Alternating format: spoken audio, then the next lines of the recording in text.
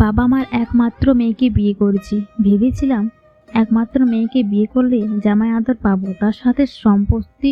কিন্তু বিয়ের পর বুঝতে পেরেছি আমি কত বড় ভুল করেছি। 12 মাসের মধ্যে 13 মাসে শ্বশুর শাশুড়ি আমাদের বাসায় থাকেন। তাদের নাকি মেয়েকে ছাড়া একদম ভাল লাগে না। যে 1 মাস শ্বশুর শাশুড়ি আমাদের সাথে থাকেন না, সেই 1 মাস আমি শান্তিতে ঘুমোতে পারি না। রাত 1টার সময় শাশুড়ি ফোন দিয়ে বলবে, জামাই, তোমার শ্বশুরের পেটে খুব গ্যাস হচ্ছে, তুমি 1 পাতা গ্যাসের ট্যাবলেট নিয়ে তাড়াতাড়ি আমাদের বাসায় আসো তো।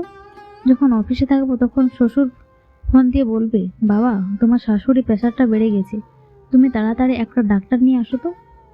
আর আমার ও তখন বাধ্য হয়ে ছেলের মতো কাজগুলো করতে হয়। জামাই বলে কথা, কিছু তার বলা যায় না।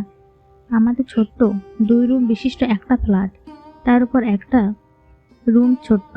শ্বশুর শাশুড়ি আসলে ওনারা আমাদের রুমেই থাকেন আর আমাদের থাকতে হয় ছোট্ট রুমটাতে।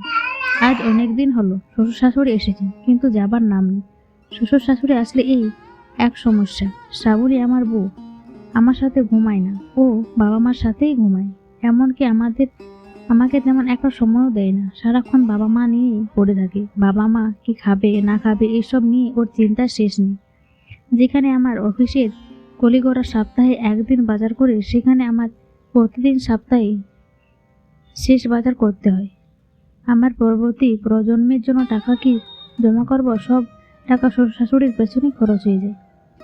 অফিস থেকে বাসায় এসে দেখি শ্বশুর টিভি দেখছে। আমি শ্বশুরের পাশে বসে শ্বশুরকে বললাম, বাবা, আমার এক অফিসের কলিগের শ্বশুর শাশুড়ি মেয়ের জামাইয়ের বাসায় গিয়ে বেড়াতে গিয়েছিল 2 দিনের জন্য। 2 দিন পর ওনারা বাসায় গিয়ে দেখে চোরে সব কিছু চুরি করে নিয়ে গেছে, এমনকি ফ্রিজটা পর্যন্ত চুরি করে নিয়ে গেছে।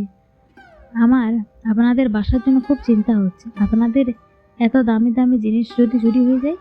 শ্বশুর আমার দিকে তাকিয়ে মুচকি হাসি বলল, জামাই বাবা, তুমি চিন্তা করো না, ওরা নিশ্চয়ই চাইনা লক ব্যবহার করেছিল, তাই চুরি সহজে লক ভেঙে চুরি করেছি।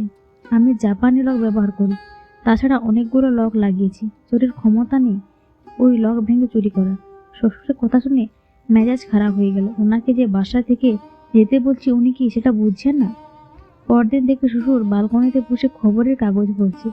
আমি শ্বশুরের পাশে বসে বললাম, বাবা, আমার এক বন্ধু আমার পরে বিয়ে করেছে, বাচ্চার বাবা হয়ে গেছে। আপনাদের কি ইচ্ছা করে না নাতি বা নাতনির মুখ দেখতে? শ্বশুর মুখে আনন্দের হাসি ফুটিয়ে বললেন, হ্যাঁ জামাই বাবা, খুব ইচ্ছে করে নাতি বা নাতনির মুখ দেখতে।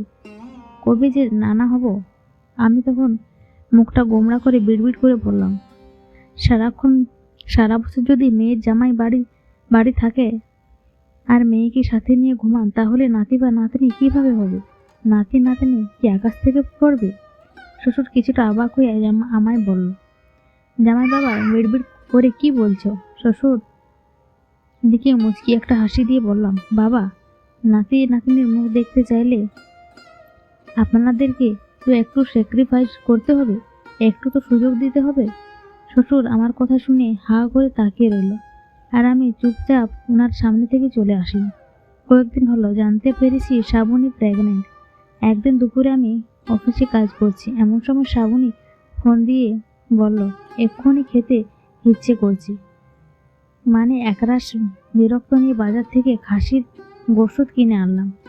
আমি ড্রয়িং রুমে বসে দেখছি টিভি, আর আমার শ্বশুর ডাইনিং টেবিলে বসে খাসির গোশত দিয়ে ভাত খাচ্ছে। এমন সময় খেয়াল করলাম টিভিতে একজন লোককে দেখাচ্ছে। সে নাকি মাঝে মাঝেই কুকুরের গোশতকে খাসির গোশত বলে বিক্রি করে। খাবারের খবরের লোকটাকে দেখে কেমন জানি চেনা চেনা মনে হয়।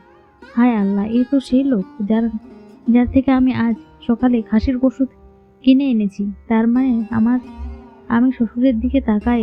শ্বশুর মিষ্টি হেসে বলল, জামাইবাবু, আজ খাসির গোশতটা খুব ভালো হয়েছে, তবে গোশতে অনেক চর্বি। শ্বশুরের কথা শুনে আমি ওয়াক ওয়াক করতে করতে বাথরুমে চলে গেলাম। শ্রাবণী আমার চোখে মুখে পানি দিতে দিতে বলল, মা হব আমি, আর বমি করছো তুমি? আমি হাঁপাতে হাঁপাতে বললাম, তাতে কি, আমিও তো বাবা হব, তাই আমিও বমি করছি।